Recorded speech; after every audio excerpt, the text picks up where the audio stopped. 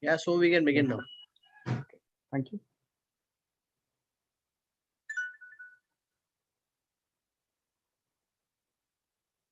Good evening, doctors. This is Dr. Someshwar from Shield Healthcare.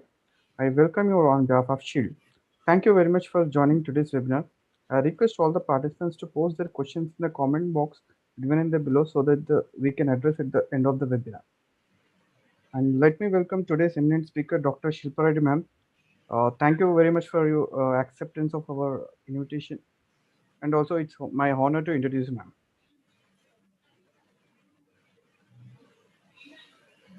Dr. Shilpa Reddy, she is a senior consultant at Obs and Gynecology and fertility specialist and high risk pregnancy care head of the department. And also, she is a minimal invasive surgeon at minimal laparoscopy and laparoscopy and robotic team. And she is a qualified obs and gynecologist experienced in infertility and high risk pregnancy cases. She has more than 18 years of clinical experience. And she has completed her DNB in obs and gynecology from Yashoda Group of Hospitals, Hyderabad. She has also completed her postgraduate diploma in diabetology from Annamalai University, Tamil Nadu. She worked as a senior registrar at Image Super Specialty Hospital, Hyderabad. She also completed her fellowship in laparoscopic surgery in 2007 from BEMS, Mumbai, under supervision of laparoscopic surgeon Dr. Rakesh Sinha. She is also a fellowship in infertility from Oasis Center of Reproductive Medicine. She has worked as consultant and sonologist and diabetologist and surgeon at Anubhavan Nursing Home, Amipet, Hyderabad. She also worked as a surgical consultant in obs and gynecology in Rainbow, Femina, and also lead consultant at the Birthplace Hospital, Hyderabad. She has been performing minimal invasive surgery, pelvic reconstructive surgeries, tubular reconstruction, and recanalization procedures with high surgical skills in histrolab and mini lab procedures since a decade. She is experienced in managing post-bariatric pregnancies, carrying out high-risk complicated gynecological surgeries of fibroids, endometriosis, and fertility restorative surgeries. She specializes in handling high-risk pregnancies, recurrent pregnancy losses, and infertility. She has been instrumental in AIDS control program across the state. With sheer hard work and dedication, she manages women's health efficiently and effectively. She has a lot of papers and publications on her hand, and she's a very well-known figure among her team members and patients as well. She's passionate about comprehensive healthcare for pregnant women with medical and non-medical support and improving the outcomes of pregnancy with yoga, water birthing, and natural birthing. She also organizes yearly Rejuvenates Kim's Curdles Mr. Mom contest for the upcoming moms to be by the breaking myths and the shaking the floor with a ramp walk and a fashion show. The objective of organizing the event is clear. The Kim's Cuddles believes that best of the health way to have a stress relief is through prenatal activities. So thank you, ma'am. And before proceeding for the webinar, we have a short AV on Shield Connect, which is the digital platform of Shield. I request Chitakala to play the AV of Shield Connect.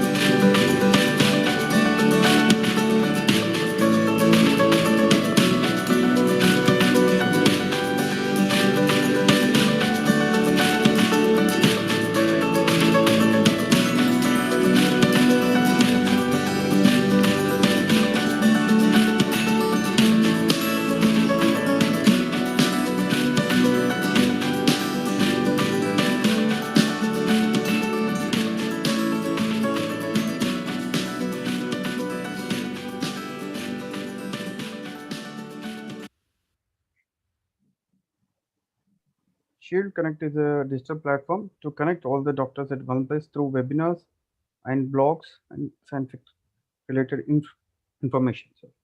And also we have a webinars page where you can find the past webinars, upcoming webinars, and we have blogs where we are giving the scientific thoughts as well as the reviews of the doctors. And also we have a PCOS page to educate the patients regarding the PCOS, and it's available in all the regional languages. And we have our leaders page where you can find the doctors who are supporting this initiative.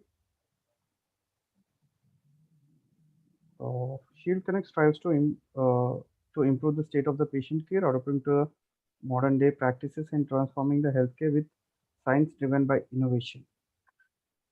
So now, coming to the today's topic, the gestational diabetes can cause problems in pregnancy, but this risk can reduce with careful management. So now, without wasting much time, I turn over the time to Dr. Shilpa Reddy ma'am to talk on how to prevent uh, the gestational diabetes. Yeah. Thank you, ma'am. Over to you, ma'am. Hello, everyone. So, my most favorite topic, that's gestational diabetes. So, when we have to talk about its prevention, it's really, really important to know who am I. So, this is Dr. Shilpi Reddy. I'm a passionate obstetrician who deals most of my time into high-risk obstetrics. And what is high-risk obstetrics is it's highly risky place wherein you have to deliver the most effective outcomes, that is the most happiest outcomes for somebody with the most tedious and very dreadful situations in obstetrics. Yes, it is. And to be an obstetrician is always a challenge, and one of such challenges is gestational diabetes. And if you have to talk about gestational diabetes, it's really, really important that we should know what gestational diabetes is. Just a moment, I have some hiccup to add on to the slideshow.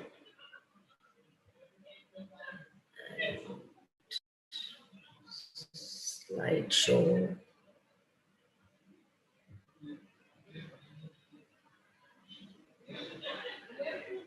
Ma'am, there is a cup-like icon at the at the right-hand corner, ma'am.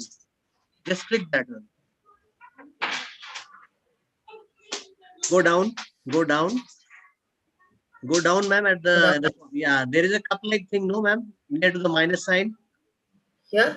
No, not here, ma'am. Near to the minus sign. I have my slide being showing. That's why I cannot. Yeah, ma'am. Ma'am, you can see it, ma'am. It is there very much. You can see that cup-like thing. There's something hiding there. This one? Just beside that, go further. Yeah, this one. Yes, ma'am. Yes. So that's it. Opportunities for prevention of diabetes mellitus. Every opportunity given, diabetes, especially gestational diabetes, is such a preventable thing that we should definitely think every given opportunity to prevent it. Yes, when you talk about gestational diabetes, what is it? It can be de novo, it can be type 2 diabetes going forward for gestational diabetes. It can be because of antibodies also. When you have to think about magnitude of the problem, what global predictions are is just way beyond the original things what you see in your OPD. And every OPD of an obstetrician is different. When you're dealing with low risk cases, it is different. When you're dealing with high risk cases, it is different. When you're dealing with corporate patients, it is different. When you're dealing with infertility patients, it is different. And gestational diabetes is an enormous problem that every clinical situation, every clinic has different types of percentages.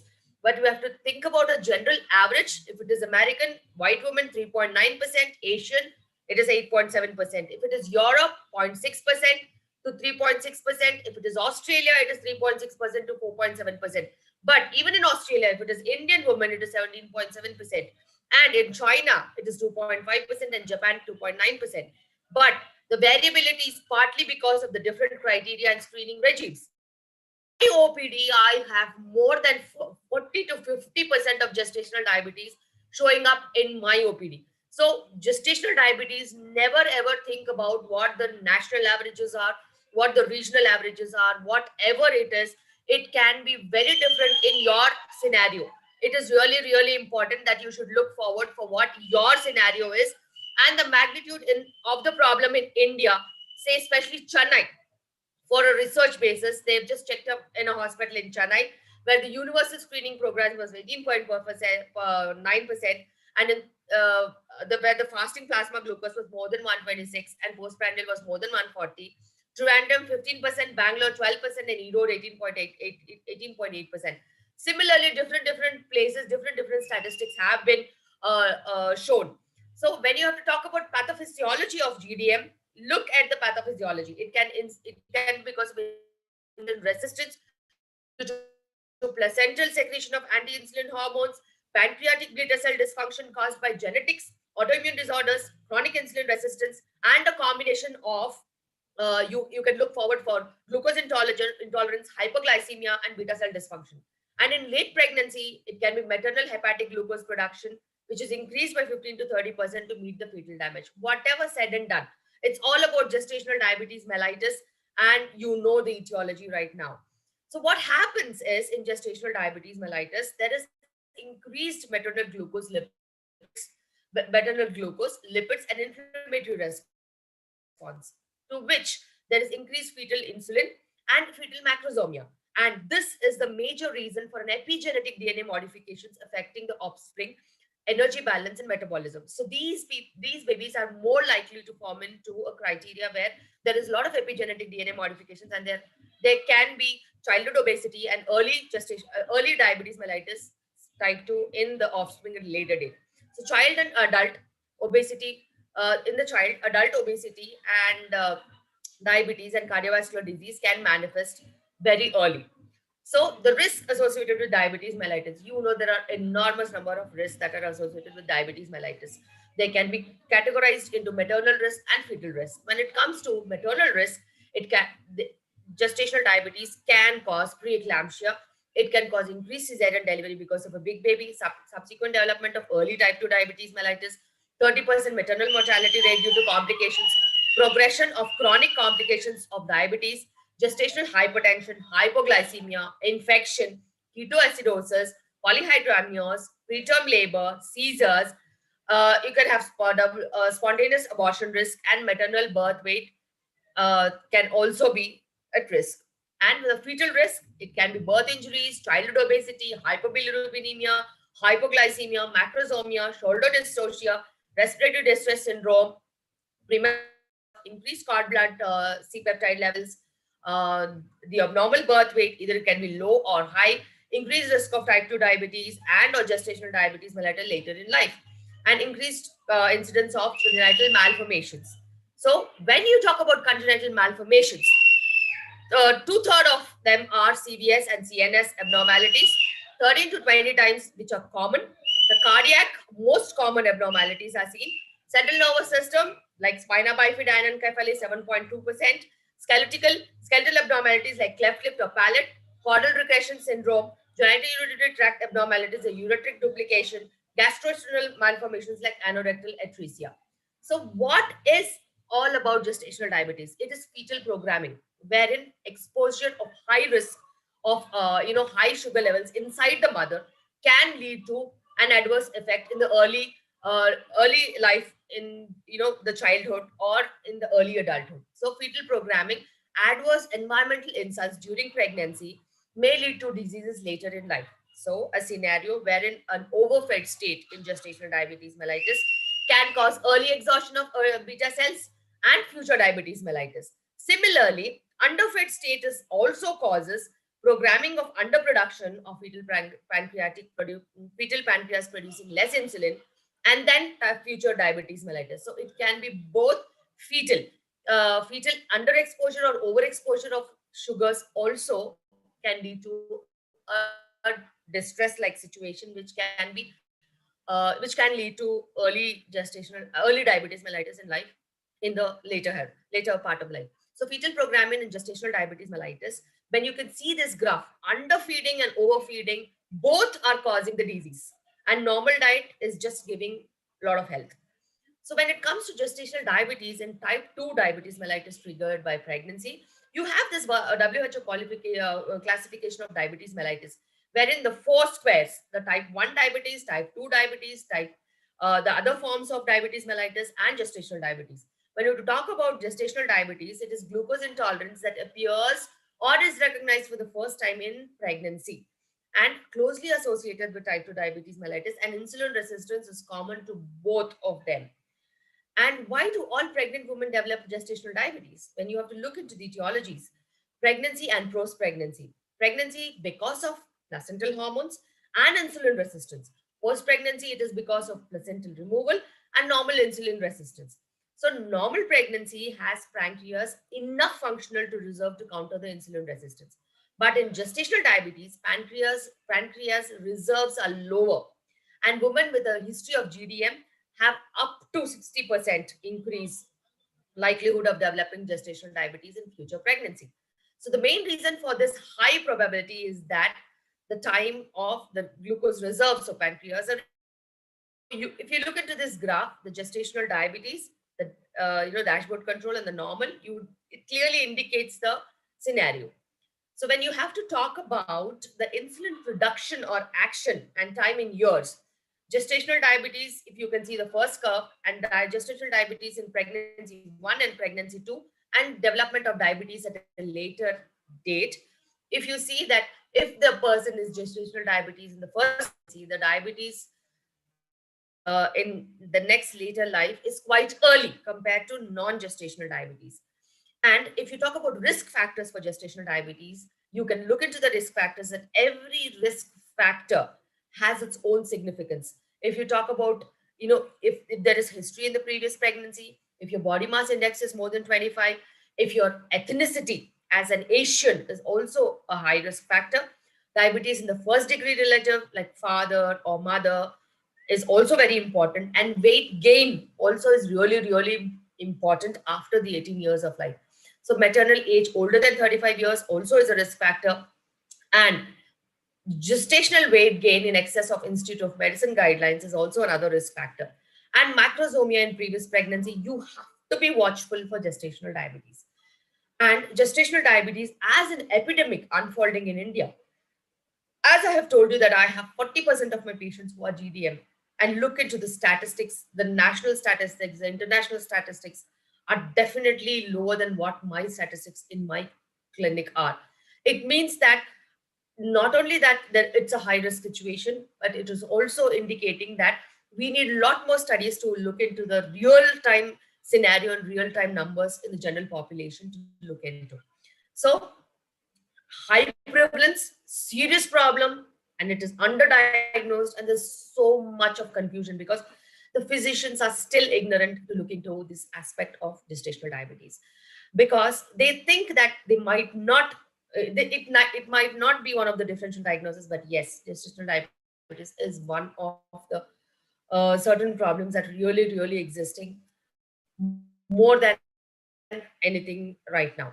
So as an Indian perspective, gestational diabetes is defined as diabetes diagnosed in second and third trimester of pregnancy. In India alone, gestational diabetes complicates nearly 4 million pregnancies, and it's not a normal number, it's not a small number.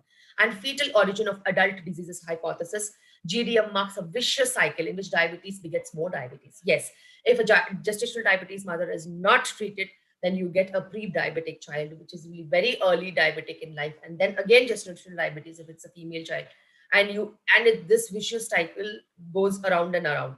A legacy for affected mother and an offspring to face long-term consequences. A wide range of gestational diabetes mellitus prevalence in the country is established by many randomized control studies. So gestational diabetes mellitus, Indian perspective of India has mandatory to screen all Indian pregnant women for gestational diabetes.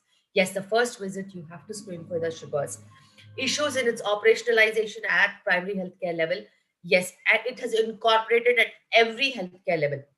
And as per DLHS, only 59% of government health services utilized as antenatal checkups.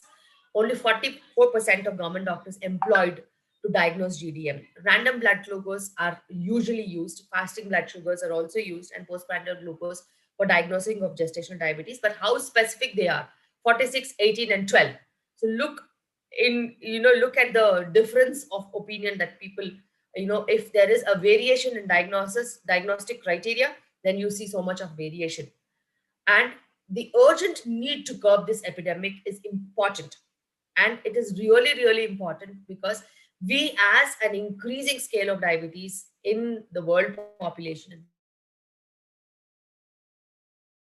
country, we becoming number one in terms of diabetes, we have to look into the control intrauterine environment, which is really, really important at a later date. So, universal screening of first trimester pregnant women, use of single step OGTT of sugar of 75 grams, or a part of routine assessment for any woman, prevention steps, early management, and medical fraternity education.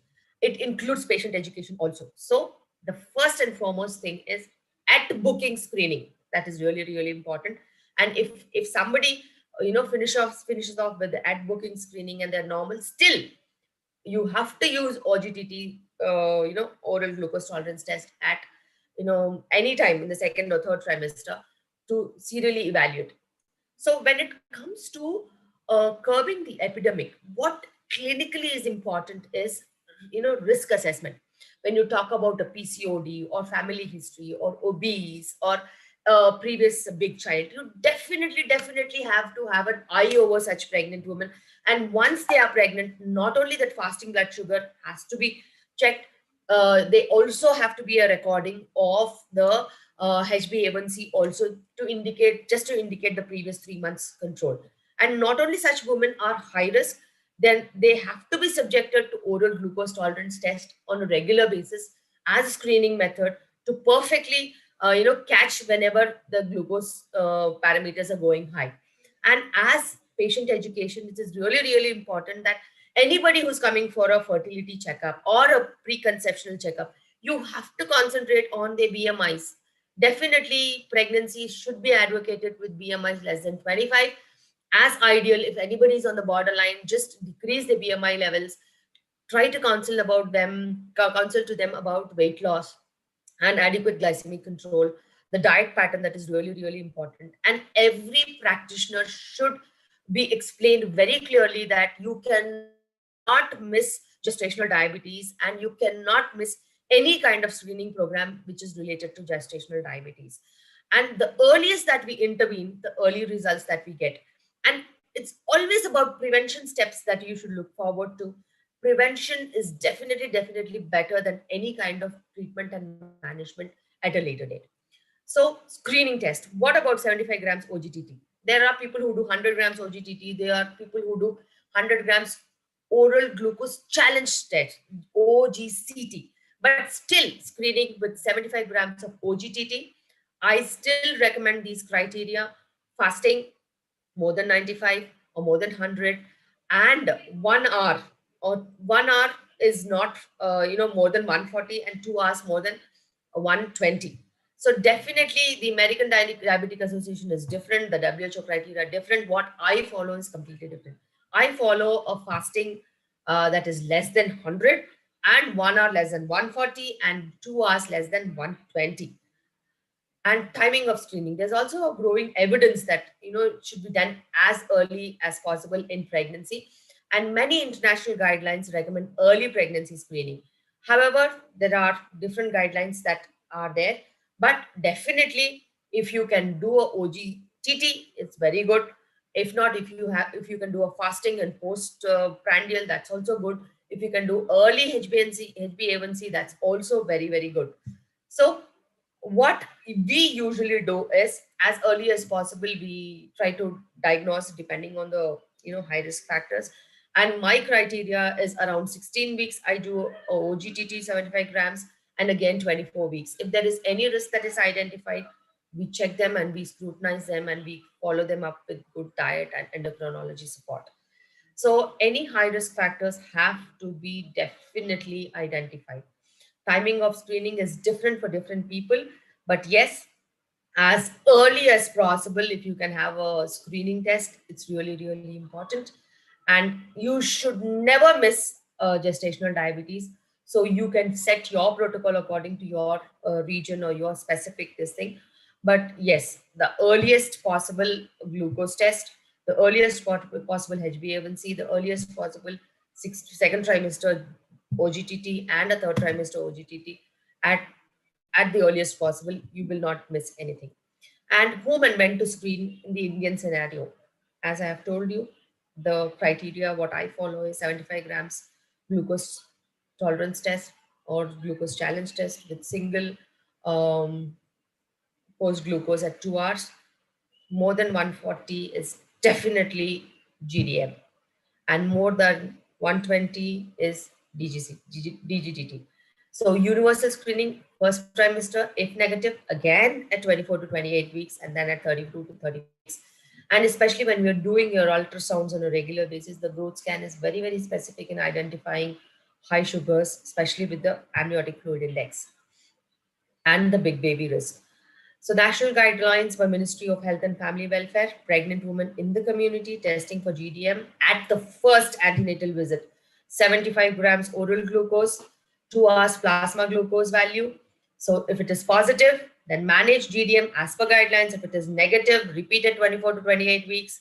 Positive, manage as per GDM guidelines. Negative, then manage as normal antenatal checkups.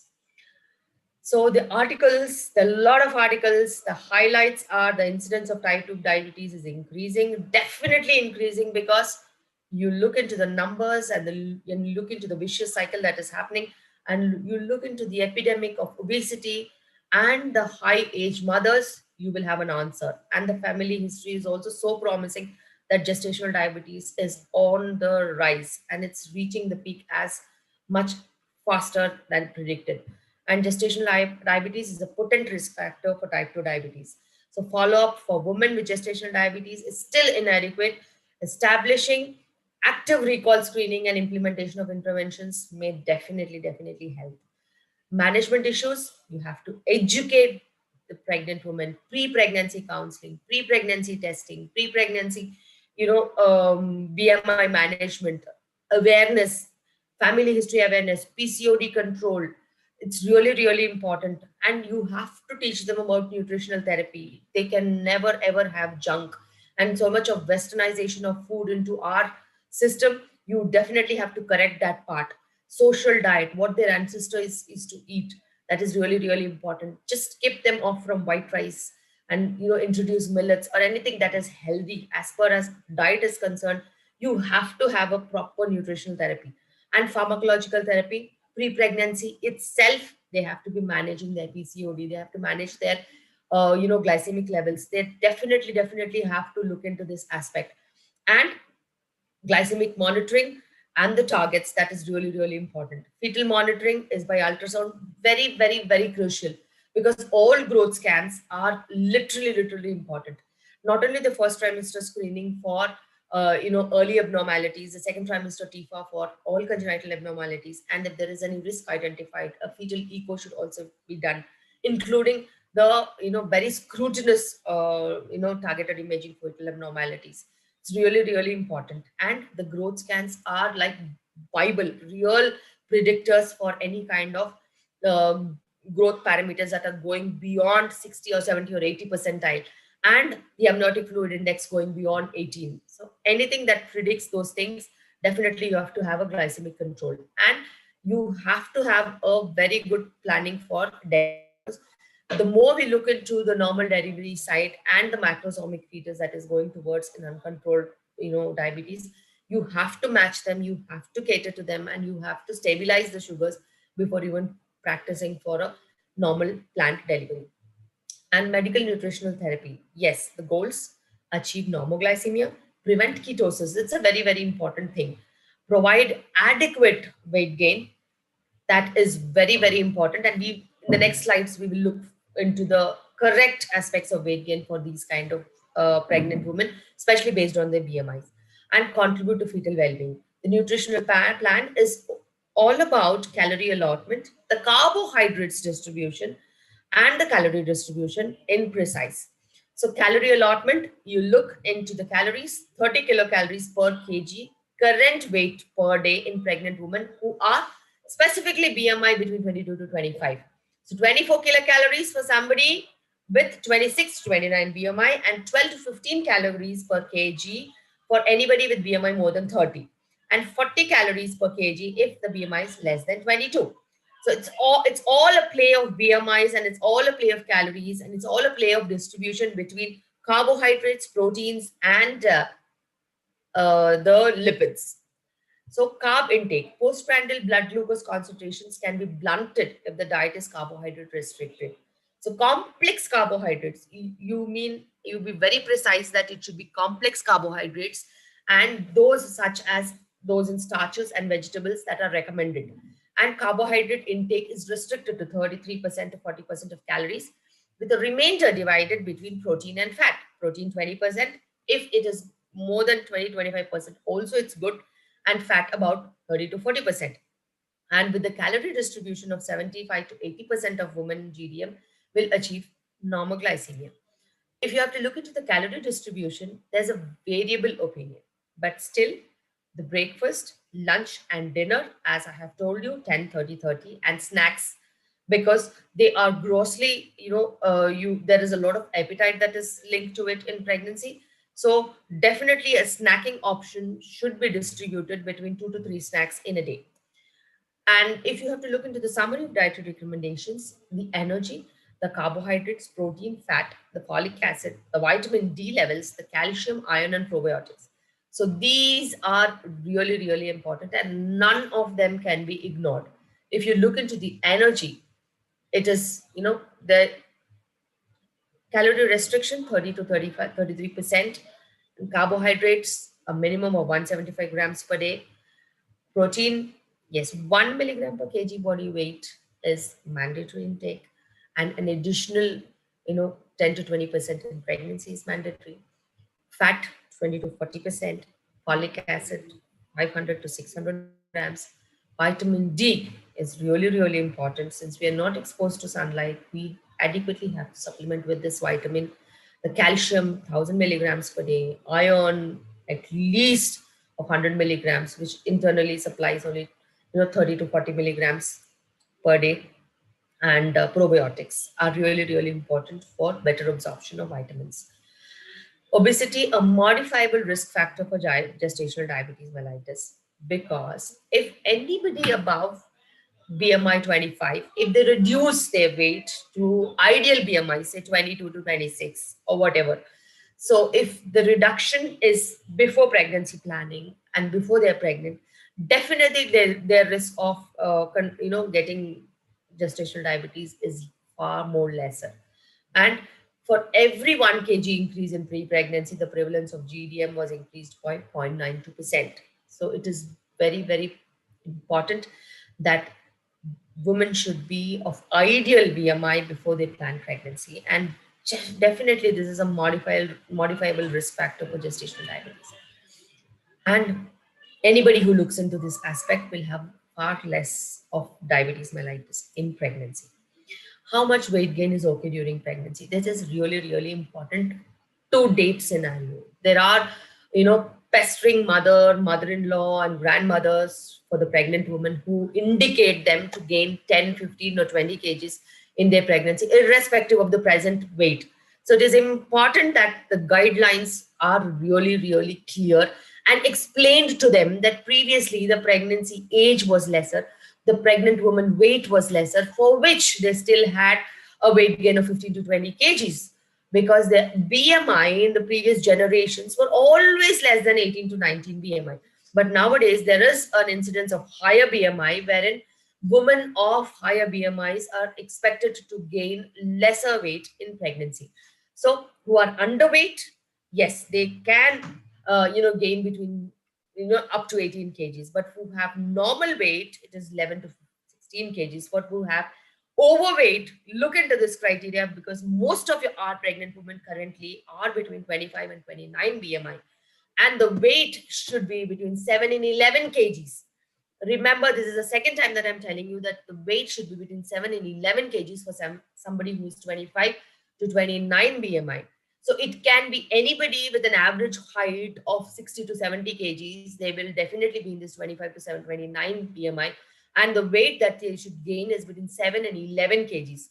And specifically for somebody who is with higher BMIs more than 30, look at the weight. It should be less than 9 kgs. So 5 to 9 kgs is the weight that they can gain. This should be a clear-cut indication, and clear-cut counseling should be done in the first, antenatal visit itself, so that they are very clear and very well motivated to look into the BMIs and the weight gain that is acceptable during their pregnancy. And it should not only be to the pregnant woman, it is always addressed to the family and the near supporting people, because they are the high influencers for the pregnant woman and their lifestyle that goes on with their support. So it is very important the counseling part is exactly done, and it is very important that you clear cut on that indication. And effective lifestyle intervention for weight control. When you have to look into effective lifestyle interventions for weight control, the calorie prescription is really, really important. The meal replacements are really, really important. The high physical activity goals, the self-weight, self-weighing of body weight is really important. And daily monitoring of food intake has to be looked into, and behavior therapy with continued patient-provider contact. So when you have to change certain things, there should be a schematic representation how to go about those things. When you just can't tell them that you can have this much of weight and this is the calorie that you need. How are you going to guide them? You're going to guide them through the prescription that you give them with your dietitian, and how you replace the meals with what kind of things that you replace the meals with. When you have to replace the meals, you have to give them an indication that rice is replaced with this. Whatever you're eating, the junk is replaced with this. You have to increase your protein intake. You have to increase your healthy fat intake. You have to increase your complex carbohydrate intake. And you have to tell them on a regular basis to weigh themselves so that they're not overweight and they're not increasing on a random perspective. And when lifestyle is changed, you have to give them a lot more options in terms of calories also.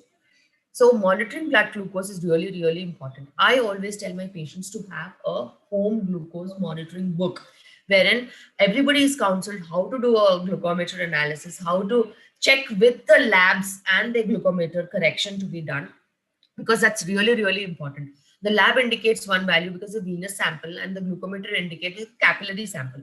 So the correction should be done as early as possible. And when the correction is done, the corrected values have to be noted down. And they have to have motivation that it should be a fasting sample, and pre-meal and post-meal for somebody who is very closely monitored, and post-meal 1 or 2 hours for somebody who is not on insulin and on a regular glucose monitoring. So it is very important that it should be clearly sent a message that it is 5 days, 5 times, say 7 times a day, or it is 4 times a day that you have to monitor your glucose levels. Whether it is weekly once or twice, it depends on the control that is there. So maintain a logbook, use a memory meter, calibrate the glucometer frequently, and HbA1c is just an ancillary test, just to look into the last 2-3 months control. And it is very important that once in 2 to 3 months, you can do the test just to have an average glucose levels. And glycemic targets are really, really important. The ACOG targets and ADA targets are very important. The ACOG recommends less than 95 fasting venous plasma, 1 hour less than 140, 2 hours less than 120. This is what I strictly follow for all my pregnant women. Pre-meal should always be somewhat similar to the fasting value. And HbA1c, there's no leverage on that. It's always going to be ideally targeted less than 6. And American Diabetic Association pre-meal 80 to 110, and 2 hours post-meal not more than 155. This is because of higher BMIs in the American population. And when you have pharmacological intervention, the fasting plasma glucose more than 120, you consider immediate therapy.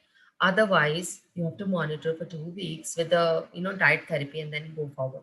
If majority of them fasting plasma glucose is more than 95 or postprandial more than 120, then that is the target that you have to achieve. And insulin. very few people who need insulin currently, unless and until they are already on, diabetes mellitus, and then they've crossed over to, pregnancy and all that. Especially when there is PCO as a background thing, and also high BMIs, definitely the need of insulin is escalated. And the total dose of insulin, you can look into this, 0.7 to 2 units per kilogram. But it is really, really, endocrinological treatment that matters. What patient, what BMI, what weight, what sugars, and how to give the insulin, whether it is basal bolus or long acting in the night and short acting in the daytime. All these things are literally very, very different to the weight of the pregnant woman, the fasting and post meal sugars, the BMI of the pregnant woman, and the state of trimester also. Because it is a matter of fact that there are certain things that change with trimester also, and it is different for different kind of BMIs and obesity levels. What about oral hypoglycemic agents in pregnancy? When you think about John Hopkins University, they did, the maternal glucose levels did not differ substantially between gravidae treated with insulin versus those treated with oral glucose lowering agents. But I myself have a lot of experience with metformin, lot of experience with myoinositols, which have given definitely a very good perspective in terms of oral hypoglycemic agents.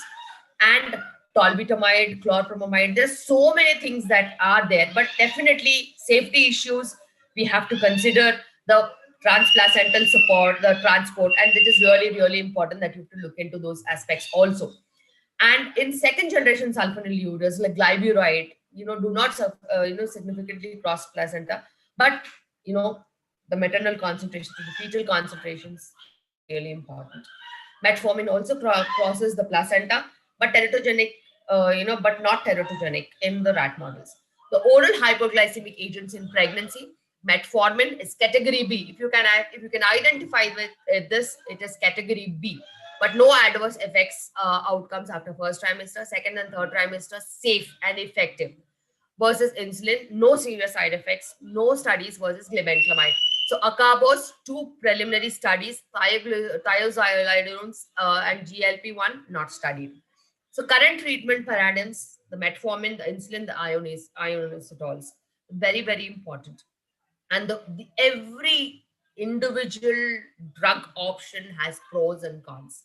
If you look into a metformin, attacks insulin resistance, insulin efficacious, the myoinositols, it prevents and manages diabetes mellitus, gestational diabetes mellitus, attacks the root cause, and leads to favorable fetal and maternal outcomes, shown to be superior to metformin because uh, you know it, it is tolerated by everybody. It does not cross the placental barrier. It is safer than both insulin and metformin. So inositols, they cause insulin signaling. It's important that members of inositol family regulate insulin signaling.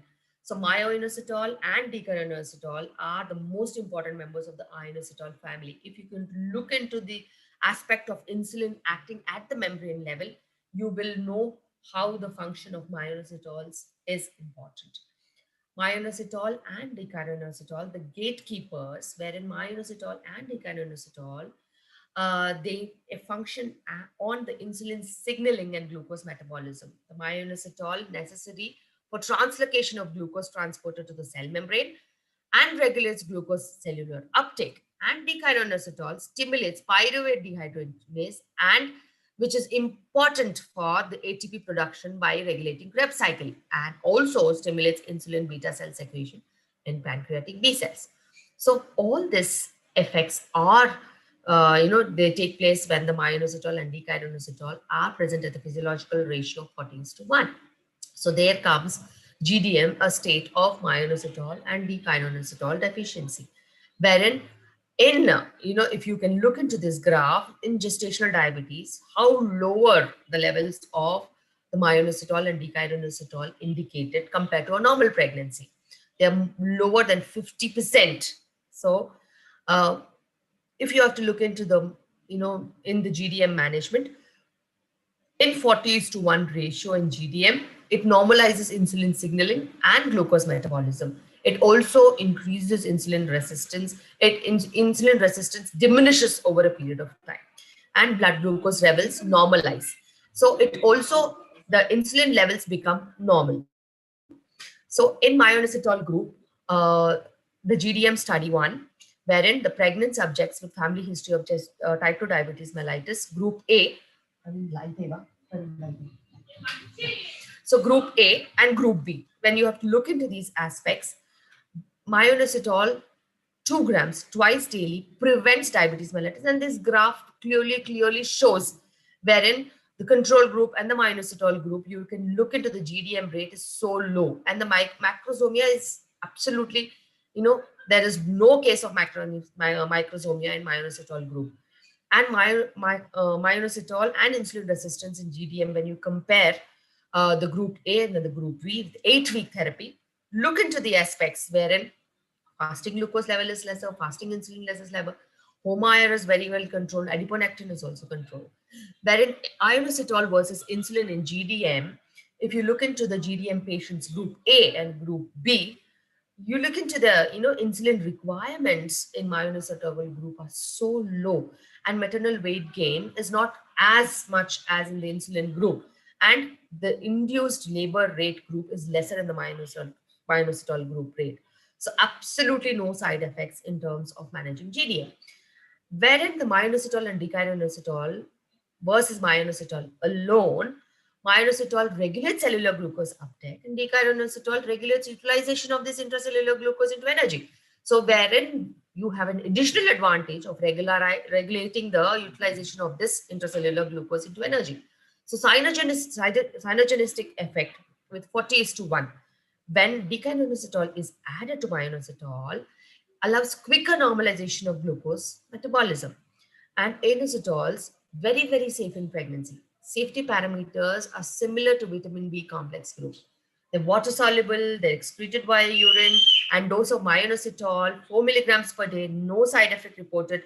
12 milligrams per day, just a minimum nausea, flightus, and stool, loose stools recommended. 30 grams per day, nausea, flightus, and loose stools. So the side effect profile of myoinositol is lesser when you take the 4 grams group per day. What inositol mean to gestational diabetes? Wherein myoinositol group therapy, gestational diabetes substantially lowers the complications of GDM. The respiratory distress syndrome is lower, the macrosomia is lower, the shoulder dystocia is lesser, neonatal hypoglycemia is lesser, polyhydramnios is very well controlled, and preterm delivery rate is decreased. What ionositols mean to gestational diabetes? With myoinositol therapy, there is not only prevention, there is also effective management.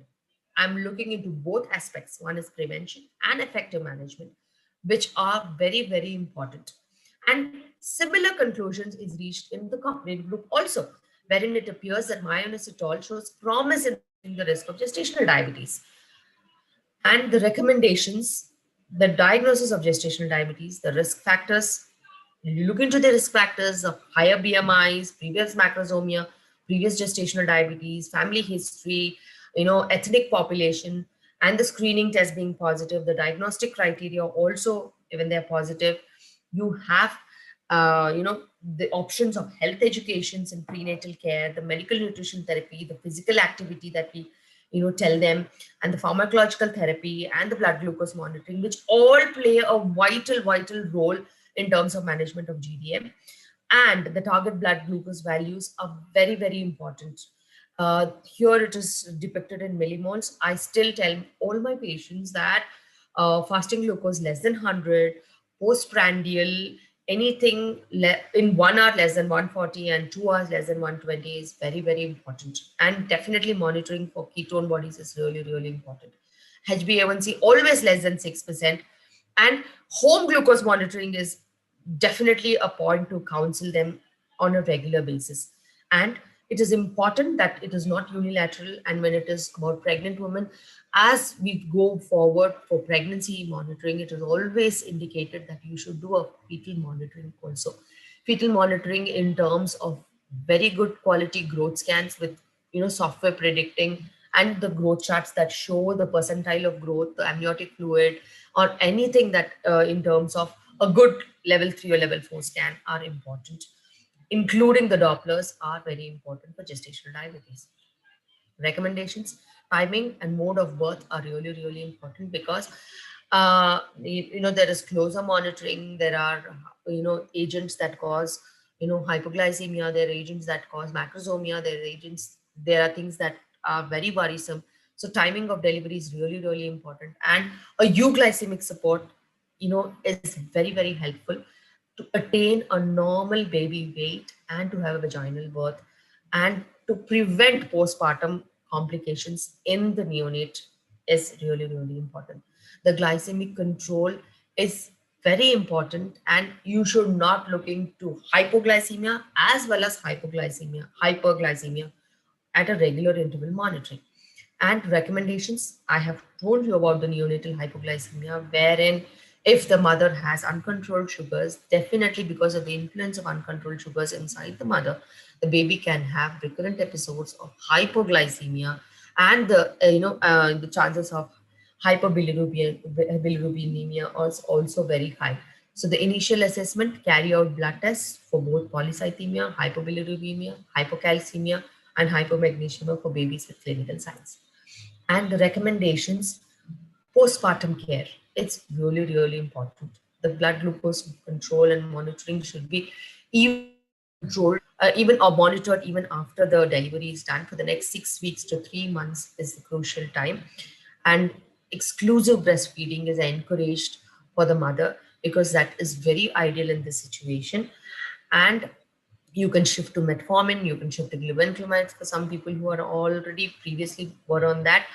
And follow-up information should be really really important, because future risk of diabetes mellitus is really important. And you should counsel the pregnant woman who has delivered to lose any additional weight that she has gained through exclusive breastfeeding, diet monitoring, glucose monitoring, adequate physical exercise, and taking care of the newborn. And postnatal blood glucose monitoring is also as important as prenatal monitoring. Till the glucose levels come back to normal, you have to give adequate support with either oral hypoglycemic agents or with insulin if they're previously on. And summary: it's really really important. Myoinositol and decarinositol can prevent GDM if given early in pregnancy. Yes. And effectively manage GDM in established cases. More effective and safer compared to metformin. As effective as insulin, but it is more safer. And the results are seen only when myoinositol is used at a dose of 4 grams per day, and myoinositol and decarinositol in the ratio of 40:1. They are critically for a healthy pregnancy and very good post-pregnancy outcomes, because it is important that we have a very healthy pregnancy, a healthy outcome of pregnancy, and a healthy neonate. That's the benefit of a booked pregnancy and a critical care pregnancy that has to be taken care. It's important that the take home message is really really important. It is not about how pregnancy is at that current moment. If there is a possibility, influence pre-pregnancy weight reduction, pre-pregnancy management of diabetes, or predictors of diabetes screening, and early pregnancy screening and management of gestational diabetes with decarinositol and minoxidil combinations, which are very effective and safe. And post pregnancy, also look into the aspect of management in a very well way, so that BMIs matter post delivery also, to prevent type 2 diabetes later in life. Thank you. Thank you very much, ma'am, for excellent and superlative talk. Ma'am, if you allow me, then we will take the question from the delegates. Yes.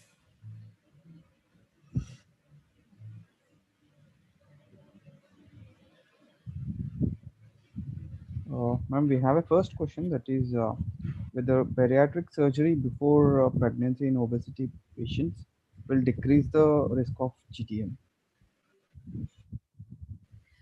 If I have to talk about bariatric pregnancy, I'm the only consultant all over India who has delivered more than 75 post bariatric pregnancies in my practice. And this paper has been submitted by 2, 3 consultants who have been working in my team and as a support to me. Post bariatric pregnancies are really, really increasing because we are seeing women with more than 35, 40 BMIs who are not conceiving because of various fertility reasons, maybe because of PCOD or anything else. If they undergo bariatric surgery and lose weight, we initially tell them to at least postpone pregnancy for about 18 months post bariatric pregnancy till their weight loss is apt. And once their weight loss is good and they fall under the BMI criteria of less than, say 28 to 26, then definitely they can plan pregnancy, and outcomes in those pregnancies are really, really good in terms of prevention of gestational diabetes. Or even if it is gestational diabetes, it can be well controlled with oral medications, inositol, decarinositol, dietary measures. And not only that, these kind of pregnancies have a lesser complication rates. They also are very, very predictable than the higher BMI pregnancies, and the outcomes are also very, very good in terms of management of such pregnancies. Thank you very much, ma'am. So we have one more question, that is medical nutrition therapy role in this GDM. So when you tell them about medical nutrition therapy, I always have a personal talk with my pregnant woman, wherein I tell them what your ancestors ate. Maybe somewhere, what did your grandmother eat, or what were your grandparents eating? What are their dietary habits? If you can inculcate those dietary habits into your current scenario, see, if it is a South Indian, or if it is a North Indian, they have different backgrounds. If it is a South Indians, they have millets as their background. They have unpolished rice as their background. They have various concoctions in terms of complex carbohydrates. They have a lot of starches. They have the dals and the sambars, and they have the millets, and they have complex like ragi. Some part of the places, they have ragi as their staple food.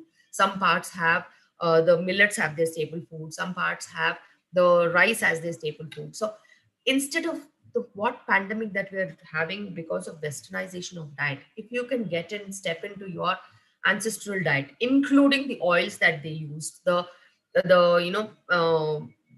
non-refined oils, the whole oils that they were, the milled oils that they had, the hand pounded rice that they had, the hand pounded millets that they had, the hand pounded, the the coating of the pulses and all, which is not removed. So all these things make a lot of difference. And the ancestral diet, if it is promoted in the longer duration, and during pregnancy and after delivery also, it not only gives you the ideal weight gain, it also gives the healthier nutrition in terms of balance between carbohydrates, proteins, and fats, and healthy fats that go into in the form of the oils that are naturally derived by the mills that make the natural oils. So all these things have a lot of difference. And when it is about dietary and nutritional therapy, I always ask the nutritionists to explain this depending on their BMIs, depending on their sociological background, and depending on their current scenario, as what they can really do in terms of cooking or helping themselves, or easier forms of cooking. That is really, really important. You cannot give them elaborate meals and ask them to prepare elaborate meals wherein they might be working, they might not have some time, and you have to schedule according to their every scenario, that they can be individualized. It's really, really important. Thank you very much, ma'am. Ma'am, I don't find any additional questions from the delegates. So if you allow me, then we'll close this webinar. Yes.